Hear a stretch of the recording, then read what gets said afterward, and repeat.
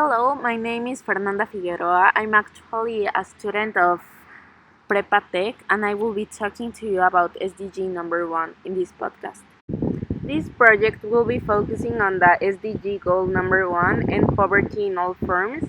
That is one of the greatest challenges that the world is facing, since the problem doesn't even allow people to get access to basic human needs, such as being able to drink clear water, eating, and health attention. 10% of the population of society lives in extreme poverty.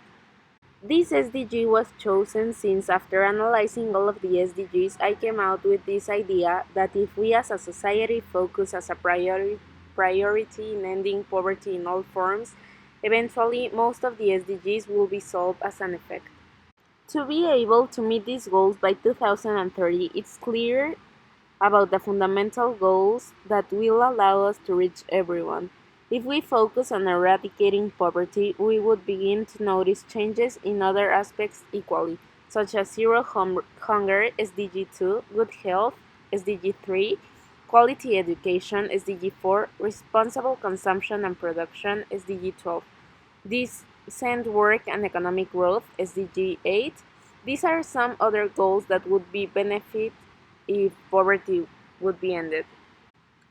The causes and consequences of poverty are related to a series of socio-political problems, since that become observable in health, eating habits, or sanitation in every social group suffering poverty. I think if we want to see a change before starting to do any activity at all, we need to know what is causing this problem. Some of the consequences of this will be insecurity, food shortages, health, integrity and moral, privacy of freedom, and social equality. In terms of causes, first of all, where do people in extreme poverty live? The areas being affected by natural disasters such as floods, earthquakes, tornadoes, between others, can directly affect their economy. In second place, we need to think about scarcity. When any area is overpopulated, the number of resources will need to be distributed in smaller quantities. In third place, education is affecting directly on poverty. When a citizen who does not attend school will have lower chances of acquiring a good job. Finally, I think that culture is as well affecting poverty. There are some societies under the concept that women are not allowed to study or to work, and in this family can affect their income. Poverty in Mexico affects 45.5% of Mexican population. 53.3 million people live in poverty and 11.5 million people live in extreme poverty conditions. What Mexican government is doing to do on this issue as social policy and investment in children. The UNICEF's goal is to maintain government's budget on authorities and institutions so they can have enough resources to implement actions that will improve child welfare. The new Mexican president is giving out monies to the poorest municipalities, although I personally think that instead of giving out money that he does not know for sure it will help end poverty, when he could invest in any health or educational programs. This economic aid given to teenagers and elderly will some percentage definitely help the poverty situation.